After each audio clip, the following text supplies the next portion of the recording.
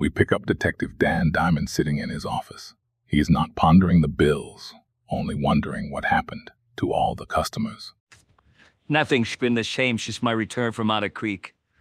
It's almost as if that whole kidnapping thing scared all the customers away.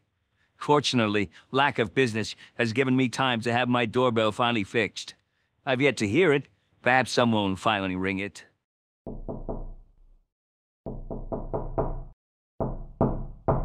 Ding dong! What the frizzle-frazzle-frazzle was that? Can't this guy just put in a normal doorbell? I wonder who that could be. Maybe it's finally a customer. Come in.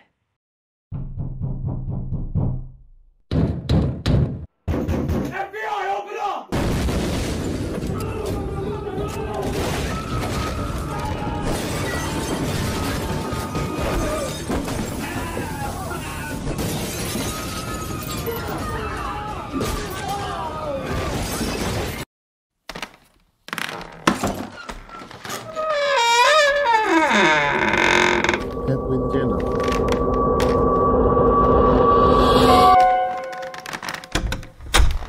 Ugh, he couldn't even fix the squeaky door. It was just a male person. How could I help you, Mr. Grumpy? You can start by putting in a faxing elevator so I don't have to walk up these flights when I have a faxing letter for you. I don't own this building, Mr. Grumpy, but I'll be sure to let the landlord know your request. Yeah, you be sure to do that. Here's your faxing letter.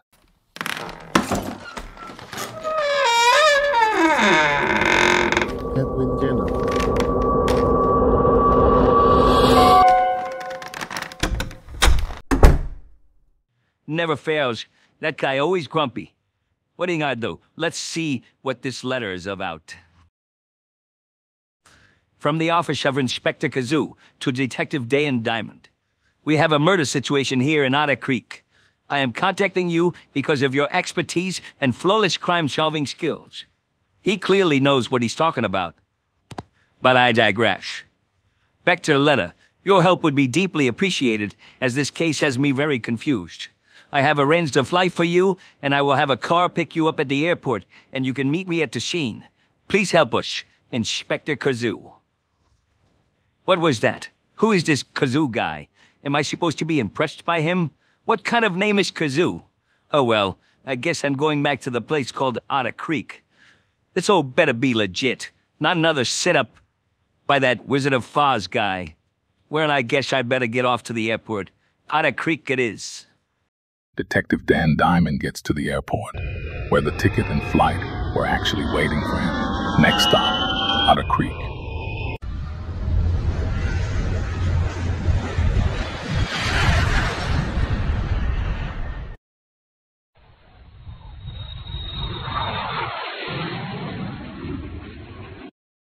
As Detective Dan Diamond arrives in Otter Creek, he is approached by a ridiculously handsome man. You must be Detective Dan Diamond. Yes, I am. How did you know? I have an eye for otter things. I? Was that some kind of pun? I'm Carloads, and I've been set to take you to the murder scene. Shall we go? Lead the way, Mr. Carloads. Lead the way.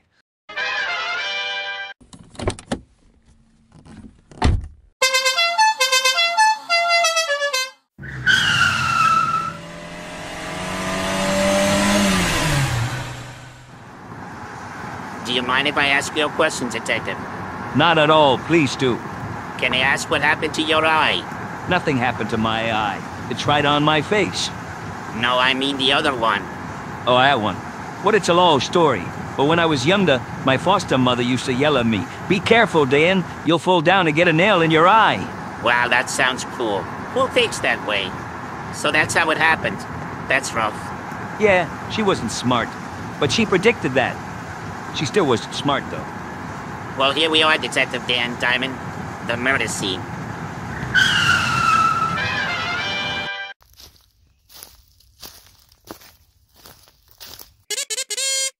Detective Dan Diamond, I'm Inspector Kazoo. It's good to have you here. It's my pleasure to help. So what do we have here? Was hoping you might figure that out. Well, I would say it looks like two big peas, huh? Poised and proud once upon a time, I would guess. Now they just fertilized. Animosity always leaves a stench, but this is something else. Malice is thick in the air, Dan. Thick enough to choke on. But who would want to take out 2 peas like this? There's got to be more to this pile of filth than meets the eye. Sir, do you think this is personal? I mean, 2 peas just lying here, covered in fertilizer. Animosity, Officer Scott, doesn't just come out of nowhere. It festers, builds. These 2, they wallowed in it, and that somehow left them silenced. Question is, who disliked the peas enough to lead them in a pile of their own worst behavior? I don't know, Detective Dan, but this reeks of something old, something deep. The letters P, symbolic, could mean a lot of things, maybe even personal panic. Yeah, maybe. Like a rival letter, maybe Q or R. Officer Scott, this ain't a crossword puzzle. Letters don't just bump each other off for territory. No, this runs deeper. Look at the way they're piled, the sheer contempt. Somebody wanted to make a statement. This ain't a letter war, it's a message. A message in the filth. Question is, who's the sender? We're not looking for just anyone, Inspector Kazoo. We're looking for someone who hated these peas so much they wanted to bury him in the worst thing imaginable, just to merely silence something no longer needed. And until we find that someone, this case is gonna stay real messy. So, what now? Now we follow the stink, Officer Scott, and trust me, where there's this much stench, there's always more just around the corner. Oh, there is, Detective. Just follow us to the second scene. Wonderful, Inspector Kazoo. How long were these scenes sitting? They all occurred in one day. We just kept them guided till you get here. Okay, see you at the next scene.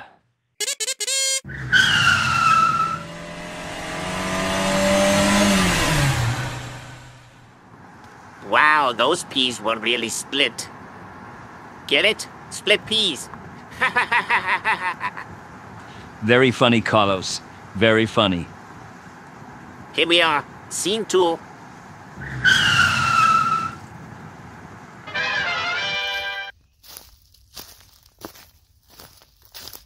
A ray, huh?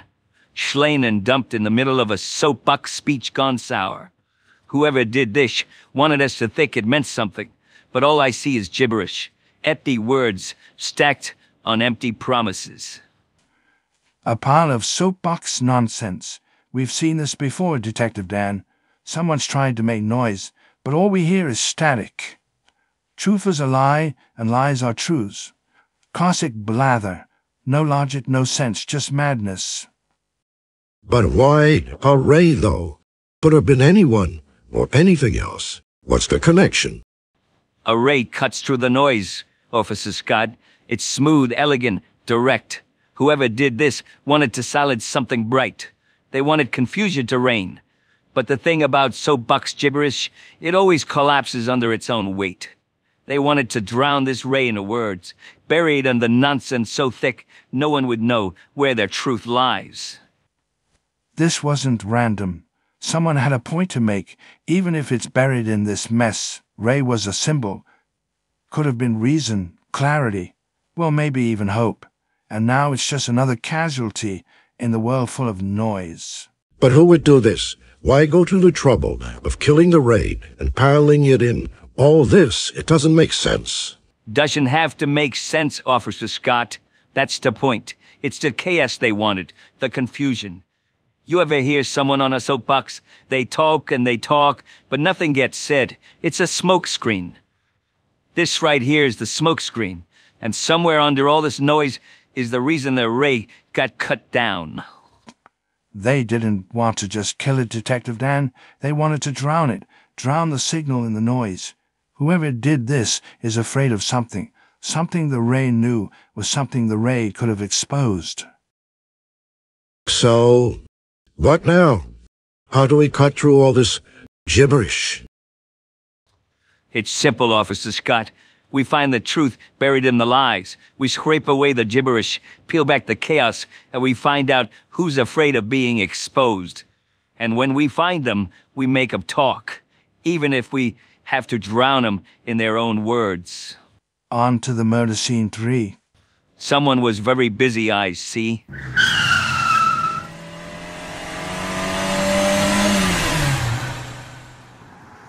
Wow, that manta ray soapbox diva sure was silenced.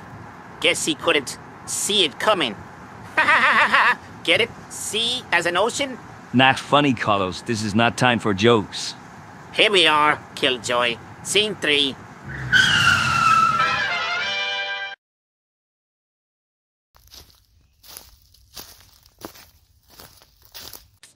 Well, this is ripe. A big blueberry with a Superman D on his chest and a mic up his tailpipe. Someone's making a joke, but it's not funny. A mic? Really? What the hell are we looking at, Detective Dan? Is this some kind of sick performance piece? Because if it is, I'm not laughing. Sir, I don't even know where to start with this. Who would do something like this? A microphone? And why is he a blueberry? Blueberry Man here, he's a symbol, Officer Scott. The D on his chest, that's no accident. Whoever put that mic where it is wanted to send a message, loud and clear. And judging by the look of things, our blueberry superhero was singing the wrong tune. They didn't just want to shut him up, Dan. They wanted to humiliate him. This is more than just a killing. This is a theater. Grotesque, twisted theater. You ever meet someone who talks too much? Someone who can't keep their mouth shut? Always running off at the mouth, making noise just to hear themselves talk? Well, our blueberry friend here, he had a voice. Too big for some people. They didn't just want him gone. They wanted to make sure he'd never be heard again. But, and no pun intended, why put the mic there? What does it mean? Shimmelism, Officer Scott. He used his voice, maybe a little too much, and now they shoved it right back where it hurts most. It's about control, humiliation. They wanted to make sure no one else ever uses that voice. This was personal. Big voice, big chest, and a bigger fall. He was somebody important, or thought he was, but not to the people who did this. They wanted to turn his power into a joke, and by the look of it, they succeeded. So, what do we do? How do we even begin to track down someone who would do something like this? Strange. Strange doesn't scare me, Officer Scott. It's just a different kind of crime. You follow the power, you follow the fear. Somebody hated this blueberry enough to go through all this trouble, and they wanted us to know it. The D stands for something. Could be a name, could be a symbol of his downfall. Either way, we start with the voice. We find out who this guy was talking to and who he pissed off enough to stuff a mic where it doesn't belong. One thing's for sure, Detective Dan. Whoever did this, they wanted their message to be loud and clear. Then let's turn up the volume, Inspector Kazoo. It's time to see who's been playing DJ on this nightmare soundtrack. That's why I make the big bucks.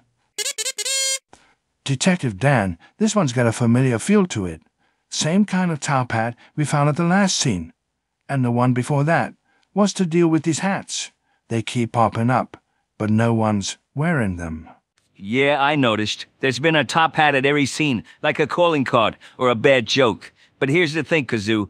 These hats, they're too obvious, almost like they're begging us to connect the dots. But every time we chase one, we end up with a whole lot of nothing. You're thinking it's a decoy, a red herring, to throw us off the real scent. Could be. Whoever's behind this knows we're looking for a pattern, so they're giving us one. And we follow it like suckers. But you know as well as I do, Inspector Kazoo, the real trick's never what's right in front of you. These hats, they're noise. They want us barking up the wrong tree while they keep piling up bodies in plain sight. So what? Top hat doesn't mean anything. Oh, it means something, Officer Scott. But now what they want us to think. This isn't about a guy in a top hat walking around leaving dead peas, rays, and blueberries. No, it's about misdirection. While we're looking for the guy with the hat, the real killer's out there laughing at us. Then let's stop following their trail of breadcrumbs, Detective Dan. It's time we start looking at what isn't there. Exactly. It's the noise we've got to cut through, Inspector Kazoo. And these hats, they're just part of the static. Let's stop playing their game. Next time we find one of these hats, we ignore it. Focus on what's really going on. So, we just pretend the hats aren't there? Not pretend, Officer Scott. We outsmart 'em. While they think we're chasing hats, we'll be closing in on the real deal. We're done with the theatrics. This killer's playing games, and it's time we change the rules. Let's see how they handle it when we stop playing alone. They'll hate it, Inspector Kazoo, which means we're finally on the right track. Oh, there's more, Detective Dan. That's why I make the big bucks.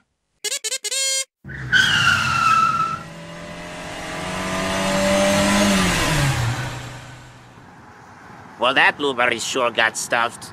Now it's singing the blues for good. Again, not a good time, Carlos. Whatever, Danny Downer. Here we are, crime scene 4. Be sure to drop back for the conclusion and surprise guests.